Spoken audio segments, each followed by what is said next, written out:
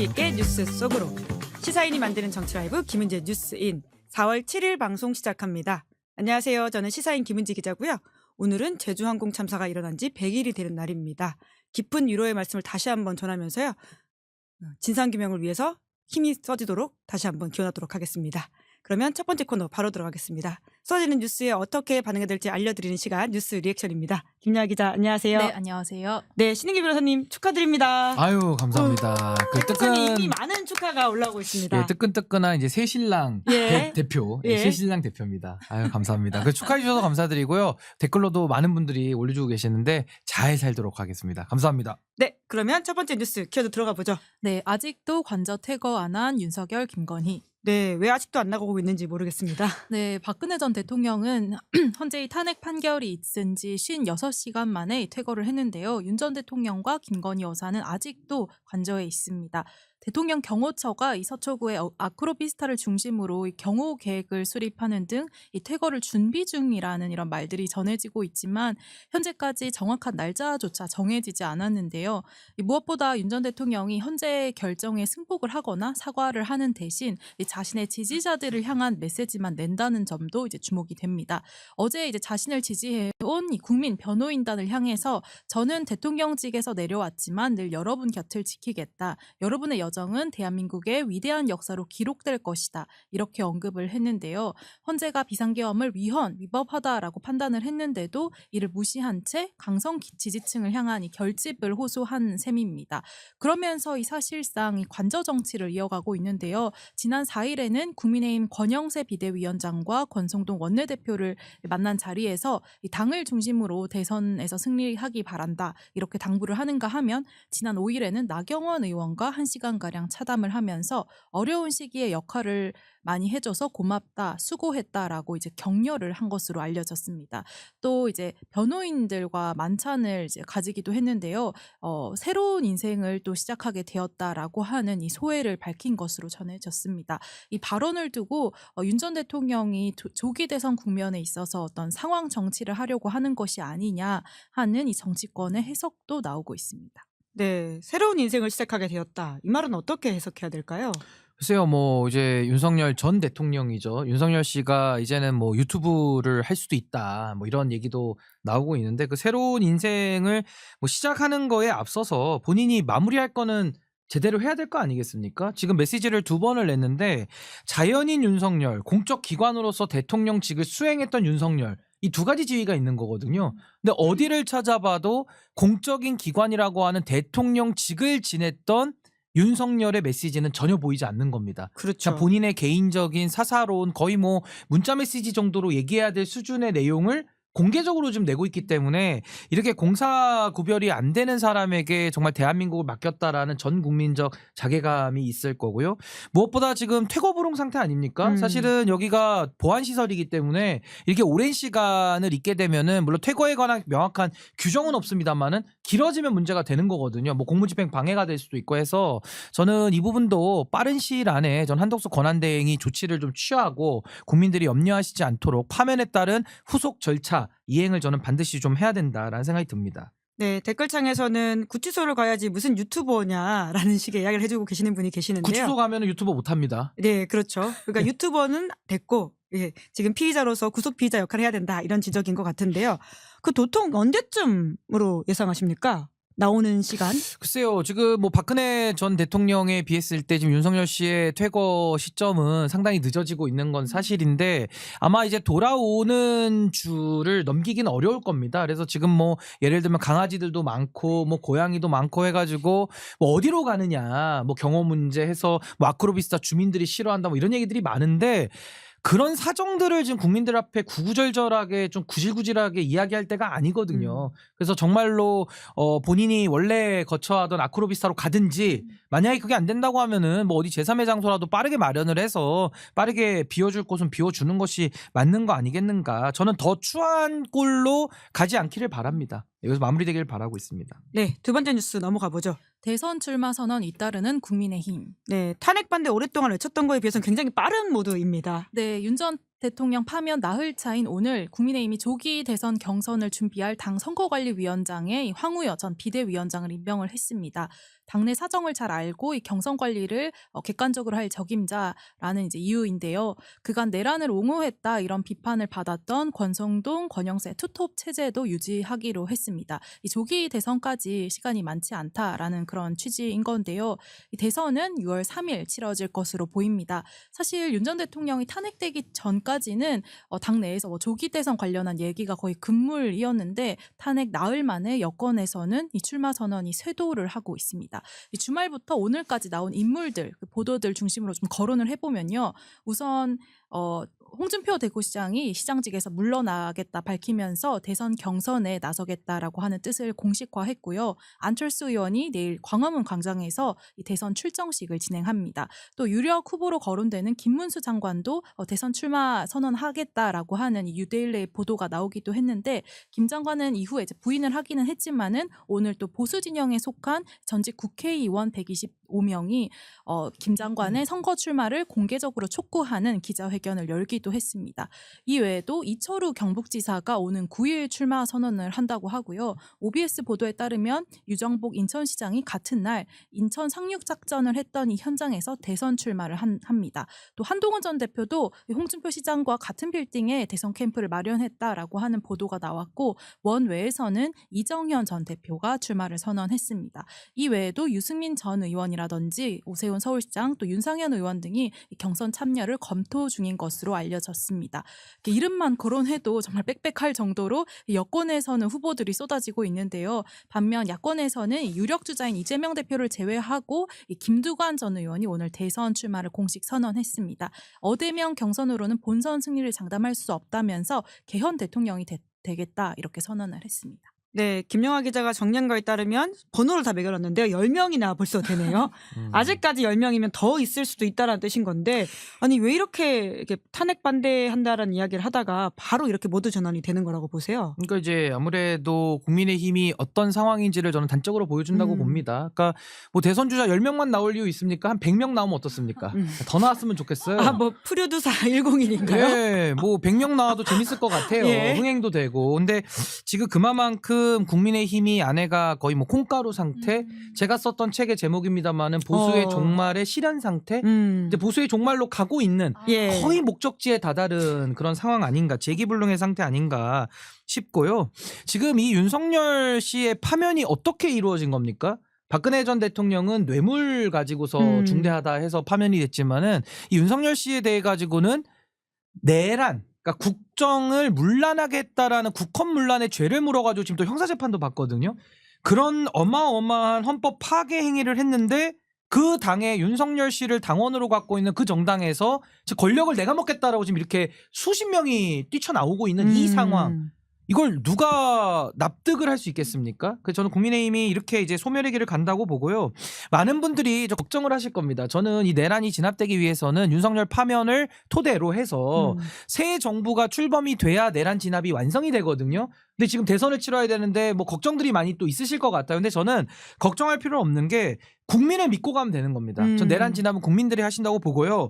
국민의힘은 내부 다툼, 주도권 다툼을 하면서 결국 소멸이 될 것인데 정당이라는 결사체가 유지되기 위해서는 세 가지의 사가 필요합니다. 첫 번째가 사상, 예. 두 번째가 사람, 세 번째가 사연이 필요하거든요. 이 세 가지 모두 다 국민의힘은 가지고 있지 않습니다. 그래서 저는 이 세력은 더 이상 존속하기 매우 어려운 상태로 가고 있다. 저는 이렇게 봅니다. 네, 신 변호사님이 100명도 될 수도 있다라고 이야기하시니까요. 댓글창에 추천해 주시는 분들이 꽤 있는데요. 김건희, 전한길, 정광훈, 뭐 김민전, 김행 이런 분들을 추천해 주시는 댓글이 올라오고 아니 있다는 뭐 못 말씀을. 나갈 거 뭐 있습니까? 지금 뭐 다 나오고 있는 분위기라서 한번 용기를 내셨으면 좋겠습니다. 아, 네, 다 모두에게 나오셨으면 좋겠어요. 100명은 나와야 된다라는 예. 말씀을 하고 계시는데 그런 가운데 윤석열 씨와 정치적 결별을 두고 당내 갈등도 있잖아요. 네, 어제 이뤄진 비상의총, 국민의힘 비상의총에서는 탄핵 찬성 전면에 나섰던 김상욱 의원과 또 조경태 의원에 대한 비난이 이어졌습니다. 또 탈당이 거론되기도 했다라고 하는 보도들이 나오고 있는데요. 김상욱 의원은 이에 대해서 오늘 SBS 김태현의 정치쇼에 출연을 해서 계엄 사태와 관련해서 국민들에게 행동으로 하는 사과는 바로 윤 전 대통령에 대한 탈당 조치다 이렇게 지적을 하기도 했습니다. 그러나 이제 국민의힘에서는 이 1호 당원인 윤 전 대통령 탈당을 검토하는 그런 목소리보다는 이 해당 행위에 대한 경고가 지금 우선적으로 나오고 있는데요.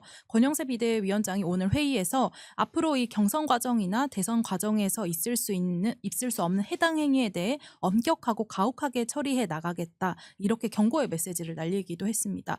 당내에서도 비판이 쏟아지는데요. 김재섭 의원 같은 경우는 페이스북을 통해서 대통령을 등에 업고 자기 정치를 하는 무책임한 중진 의원들이야말로 제거해야 될 고름이다 이렇게 지적을 하기도 했는데 윤상현 의원이 오늘 기자회견을 열고 절연이라던가 탈당 목소리를 내지 말라고 이렇게 반박을 하기도 했습니다.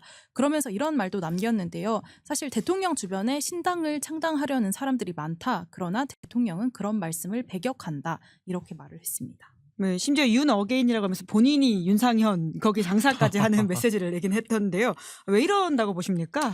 뭐 그냥 이거는 분석할 필요가 없는 게 그냥 아까 말씀드렸잖아요. 사상, 사람, 사연이 없는 그 정당의 모습을 그대로 보여주고 사실은 이 안에 가득한 건 본능과 욕심, 욕망 이런 것만 있는 그 상황이고 저는 개인적으로 제가 뭐 평가라서 좀 죄송합니다만은 전 조경태 의원을 전 별로 신뢰하지 않습니다. 전 국민의힘 안에서도 야 조경태 의원 같은 분이 이렇게 정치를 오래 하셔도 되나 이런 생각을 제가 했었는데 지금에 와서 보면 조경태 의원이 지금 저 안에서 가장 정상이에요. 그렇다면 제가 뒷말은 붙이지 않아도 얼마만큼 지금 국민의힘이 중증 상태로 안 좋아져 있는지를 전 단적으로 보여준다고 보거든요. 지금 이 내란을 수습하는 국면에서 조경태 의원 때려잡고 김상욱 의원 때려잡으면 살림살이가 좋아집니까? 그러니까 지금 정신을 못 차린 하나의 어떻게 보면 파멸적 집단의 민낯을 있는 그대로 보여주고 있다. 보수의 종말은 확실히 된다. 저는 그렇게 봅니다. 네, 보수의 종말 저자의 죽비 소리였습니다. 세 번째 뉴스 넘어가 보죠. 개헌 쏘아 올린 우원식. 네, 우원식 국회의장이 대선과 함께 치르는 개헌 국민투표 제안한 거죠? 네, 우원식 국회의장이 어제 기자회견을 열고 대통령 선거일에 개헌 국민투표를 동시에 시행을 하자라고 제안을 했습니다. 가장 어려운 권력구조 개편을 이번 기회에 꼭 하자면서 또 4년 중임제에 대한 이 정당들의 공감대가 넓다고도 이제 했습니다. 야당에서는 갑작스러운 이 국회의장의 제안에 대해서 또 당혹감이 흐르는 분위기인데요. 민주당 지도부와 친명계에서 반발을 하고 있는데 내란 종식이 우선이라는 겁니다. 특히 정청래 의원은 뭐 국회의장 놀이를 중단하라라거나 또 양문석 의원 같은 경우는 개헌은 개나 줘라라고 하면서 이 강도 높은 메시지가 나오고 있는 상황인데요. 권영세 국민의힘 비대위원장은 국민의 뜻을 제대로 반영하는 개헌안을 마련해서 이 국민투표에 개헌안을 같이 붙이는 방안을 추진하겠다라고 하면서 환영의 뜻을 밝혔는데 이재명 대표는 우 의장의 이 제안에 대해서 개헌이 필요하기는 하지만 지금은 내란 종식이 먼저라면서 사실상 거절 의사를 밝혔습니다. 네, 우원식 의장의 이야기는 어떻게 평가하십니까? 근데 우선은 개헌이라는 거의 의미를 아셔야 되는데 개헌이라는 것은 용서, 포용, 통합 이런 거의 다른 말이거든요. 용서, 포용, 통합이 나쁘지 않습니다. 그리고 개헌 그 자체도 나쁘지 않아요. 근데 문제는 뭐냐면은 지금 내란의 종식으로 우리가 나아가는 과정 속에서 내란을 내란으로 부르지 않고 우기는 세력들이 지금 있는 거거든요. 국민의힘. 내지는 그 번외 세력들인데 여기에 대해 가지고 개헌을 통해 가지고 용서하자? 아니 그럼 내란의 피해자는 누굽니까? 국민들이거든요. 국민들은 지금 내란에 대해서 책임을 물어주고 신상필벌을 해달라고 요구하고 있는데 우원식 의장께서 본인이 무슨 권한과 무슨 권리로 그걸 대신합니까? 이거 상당한 좀 월권이다 이렇게 보는 것이고 세 가지 이유가 있는데 첫 번째는 아마 우원식 의장이 전 이거 의장병이라고 보는데 뭔가 이렇게 조급증 속에서 개헌을 지금 하지 않으면 안 될 것 같은 뭔가의 조급함에 좀 빠져 있는 거 아닌가라는 좀 시기적인 안타까움이 있고 또 하나는 개헌이라는 게 아마 블랙홀인 거는 우원식 의장이 잘 아실 거예요. 다선 의원이시니까요. 근데 이 블랙홀을 지금 딱 띄워놓다 보니까 대선을 치러야 되는데 개헌이라는 블랙홀이 생기고 그러면 국민들 입장에서는 인수위가 없는 새 정부를 출범시켜야 되는 입장에서 다음 정부도 이제 까막눈 상태에서 이제는 출범시켜야 되는 이런 혼란을 지금 가져온단 말입니다. 그리고 세 번째가 더 심각한 게 개헌이라는 이 용서와 포용과 통합을 지금 앞세우게 되면요. 내란에 대한 책임을 묻는 게 희석됩니다. 오히려 보수 언론이라든지 개헌을 그동안 주구장창 외치면서 본인들의 내란 세력에 대한 동조 책임을 감면받으려고 주장했던 국민의힘에게 오히려 판을 깔아주는 거거든요. 저는 왜 우원식 의장께서 참 경험도 많으신 분인데 이런 식의 참 해서는 안 되는 결정을 했는가. 전 개헌이라는 것은요, 새 정부 출범한 다음에 그 다음에 나라가 안정되고 민주주의를 하겠다는 사람들 사이에서 저는 대화와 타협을 통해서 만드는 진성한 의미의 개헌이 필요한 것이다. 그리고 과거에 노태우 정권과도 자꾸 비교하는 분들이 많은데 그때는 호언철폐라고 해가지고 직선제가 아예 광장의 언어였습니다. 네. 그래서 개헌이 된 것이지 지금은 윤석열 처단이 광장의 구호였지 지금 뭐 개헌하자라고 주장했던 사람 별로 없어요. 그러니까 저는 이 뜻을 우원식 의장이 좀 거둠으로써 좀 혼란을 좀 잠재워줬으면 하는 그런 바람이 좀 있습니다. 네, 네 번째 뉴스 넘어가 볼까요? 네, 총선 참패 보고받자 윤 당장 방송 마가. 네, 오늘 중앙일보가 깨알 같은 보도들을 했죠. 네, 중앙일보가 과거 윤 전 대통령 관련된 이 비화를 좀 보도를 하고 있습니다. 22대 총선 날이던 4월 10일 저녁에 일부 참모가 이 방송사 출구 조사 결과를 몇 분 일찍 듣고 보고를 했는데 이 얘기를 들은 윤 전 대통령이 그럴 리가 없어. 당장 방송 막아라고 하면서 경로를 했다라고 하는 내용입니다. 이 분노에 찬 목소리가 문 밖에까지 들릴 정도였고 또 이 총선에서 대패한 것을 결국 부정선거 탓으로 이제 여겼다라는 건데요. 또 집권 초부터 이 유튜브를 좋아했는데 2023년 4월에 이 국빈 방문 중이던 미국에서도 한 우파 유튜버와 1시간 가량을 통화한 것으로 이 보도에서 밝히고 있습니다. 뿐만 아니라 자신이 체포됐던 지난 1월 15일에도 자신을 찾아온 의원들에게 레거시 미디어는 편향돼 있다. 잘 정리된 유튜브를 보라. 이렇게 말을 했다라고 하는 건데요. 결국 임기 내내 대통령이 왜곡된 인식을 가지고 있었다라는 것들이 지금 서서히 드러나고 있는 상황인데 윤 대통령에 대한 이제 내란죄 형사 재판도 이제 속도를 낼 전망입니다. 오는 14일 첫 형사 재판에 이제 출석을 할 것으로 이제 보여지고 있고요. 조금 전 한겨레 보도에 따르면은 검찰이 공천 개입 의혹과 관련해서 김건희 여사를 직접 조사할 방침을 정하고 일정을 조율 중인 것으로 전해집니다. 김 여사 소환 조사가 이제 초읽기에 들어갔다 이런 평가가 나옵니다. 네, 윤석열, 김건희 두 사람에 대한 형사재판은 형사수사는 어떻게 좀 될 거라고 보십니까? 그러니까 우선은 저는 뭐 형사수사는 이제 뭐 피할 길이 없죠. 그동안에도 너무나도 많은 범죄 혐의들에 대해서 이채양명주로 시작을 해서 이채양명 공주 그다음에 지금 이채양명 공주선까지, 그러니까 선이라는 건 선거법 수사거든요. 그러니까 지금 뭐 수사 대상이 이채양명주로 시작해가지고 계속 지금 살이 붙고 있어서 저는 뭐 윤석열이 먼저 가느냐, 김건희가 먼저 가느냐의 문제만 남았을 뿐. 수사는 뭐 회피할 수 없는 이런 상황이라서 저는 이제 검찰이 움직인다고는 하는데 제 바람은 검찰의 수사를 맡길 수는 없고요. 저는 상설특검이든 개별특검을 해야 되는데 그 특검에다가는 주가 조작 사건을 덮어준 검찰, 뇌물백을 받는 뇌물 명품백을 받는 장면까지도 죄가 없다라고 덮어준 그 검찰에 대해서 전 특수직무유기 혐의를 추가해서 저는 그 검찰의 수사 무마까지도 저는 수사를 해야 된다고 보기 때문에 저는 검찰의 수사는 크게 신뢰하기는 좀 어렵다라는 생각이 듭니다. 네, 다섯 번째 뉴스 넘어가 보죠. 법원 신동호 EBS 사장 임명 집행정지 인용. 네, 법원이 제동을 건 거죠? 네, 법원이 김유열 전 EBS 사장이 방통위의 신동호 신임 사장 임명을 막아달라면서 낸 집행정지 신청을 받아들였습니다. 앞서 2인 체제의 방통위가 지난달 26일에 전체 회의를 열고 이 신동호 사장 임명을 의결했는데요. EBS 내부의 반발이 컸습니다. 보직 간부 52명이 부당성에 항의를 하면서 사퇴 의사를 밝히는가 하면 EBS 노조도 또 강력 반발을 했는데요. 오늘 여기에 대해서 법원이 이제 임명 집행정지 를 받아들이면서 제동을 거는 결정이 나온 건데 이로써 이제 신동호 사장은 본안 소송 결론이 날 때까지 EBS 사장으로 취임을 할 수가 없습니다.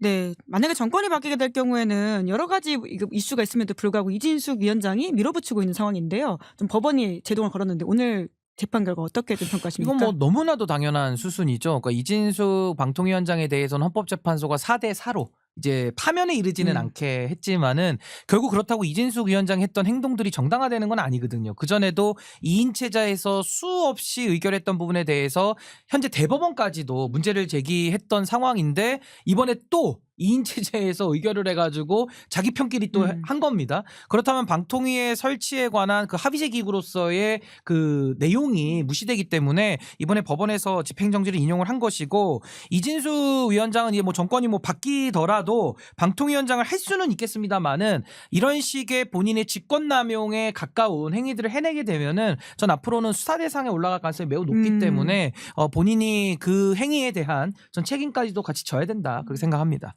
네, 선방위 소식, 류희림 소식 물어보시는 분들도 많으신데요. 저희가 그것도 챙겨가지고 다시 알려드리도록 하고요.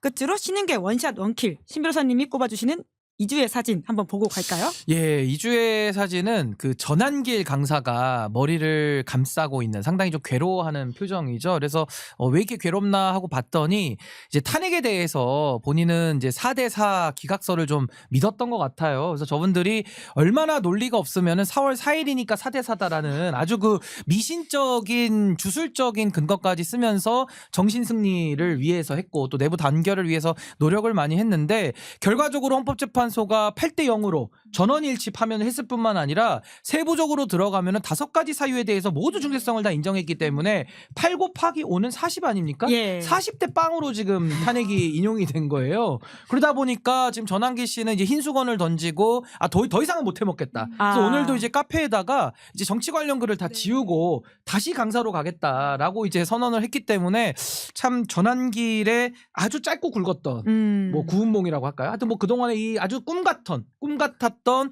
이 시간들이 얼마나 이 대한민국 사회에 해로웠는지를 좀 깨달으셨으면 좋겠다. 그래서 앞으로 뭐 정치는 안 하신다고 하니까 한번 좀 지켜는 보겠습니다. 네, 오늘 조선일보 인터뷰를 보니까 폭삭사가 수다에서 통편집된 걸 가지고 이게 정치 탄압에 가깝다는 취지의 주장을 했더라고요. 만약에 진보 패널이었으면 그런 이야기를 나왔을 거다라는 식의 주장을 하던데 어떻게 보십니까? 글쎄요, 뭐 전한길 씨 같은 경우는 이제 본인들이 당하면은 뭐 탄압이고 항상 남이 당하면은 그건 뭐 빨갱이를 뭐 소탕한다 뭐 이런 식의 항상 이분화된 모습을 가지고 본인들에게만 항상 유리한 잣대를 쓰고 상대에게만 불리한 잣대를 적용하는 상당히 좀 모순적인 태도를 가지고 거의 종교적인 미신적 확신을 가지고 이 지지자들을 끌어왔거든요. 전 이제 이런 식의 뭐 구태라고 표현하기도 너무 좀 한심한 작태들이 더 이상 대한민국을 좀먹지 못하도록 저는 제도권 정치인들이 조금 더 제대로 해야 될 것이고 그런 식의 전한길 같은 사람하고 손잡고서 정치적 이익을 도모하는 정치인들이 한국 정치에서 좀 퇴출될 수 있는 전 그런 계기가 좀 마련이 됐으면 좋겠습니다. 네, 그것을 내란 종식이라고 신 변호사님이 말씀해주고 계시는 것 같습니다. 내란은 확실하게 진압을 해야 되기 때문에 종식되는 그날까지 제가 신혼여행을 미루도록 하겠습니다. 얼른 내란 종식 돼야지 됩니다, 신 변호사님의 행복을 찾아가신다라고 종식돼야 합니다. 갑니다. 제가 종식이 돼야. 네, 중요한 포인트를 오늘 짚어주셨습니다. 얼른 내란 종식 되길 바라면서 그럼 두 분 보내드리겠습니다. 고맙습니다. 네, 감사합니다. 네, 저는 광고하겠습니다. 무조건 써야 하는 인터넷 휴대폰 정수기 렌탈 의외로 매월 나가는 요금 부담스러우시죠? 여러분의 부담을 줄이기 위해서 인터넷 비교원에서 준비했습니다.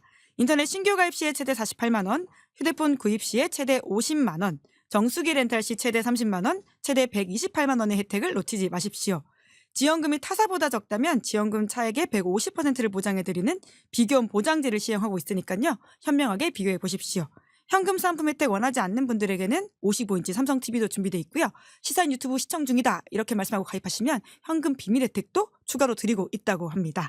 지금 바로 1670-2571로 상담받으시거나 네이버에서 인터넷 비교원을 검색해 보십시오. 자, 4월 7일 뉴스 리액션 여기까지고요. 저는 잠시 후에 박지원, 한정혜 두 분과 함께 돌아오겠습니다. 기다리시는 동안 구독, 좋아요, 알림 설정 부탁드리겠습니다. 고맙습니다. 당연하죠. 비교와